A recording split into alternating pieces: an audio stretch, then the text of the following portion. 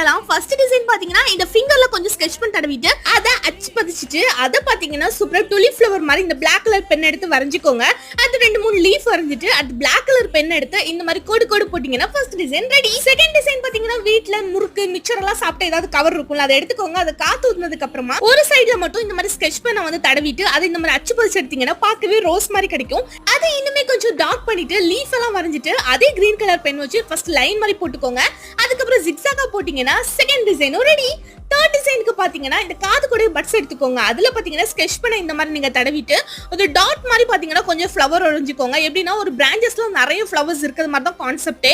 So அந்த மாதிரி பண்ணிட்டு அடுத்து பாத்தீங்கன்னா Black கலர் பென் வச்சு பிரான்ச்சஸ் வரைஞ்சிட்டு இன்னும் கொஞ்சம் டீடைல்ஸ் வரைஞ்சு லைன் போட்டு ஜிக்ஸாக் போட்டீங்கன்னா தேர்ட் டிசைன் ரெடி. இது மூணுல எந்த டிசைன் பார்க்க சூப்பரா இருக்குன்னு சொல்லி மறக்காம கமெண்ட்ல சொல்லுங்க. 1 லட்சம் 3 கமெண்ட் பண்ணது Rafika, Muthurani, Kiruthika. Thank you so much.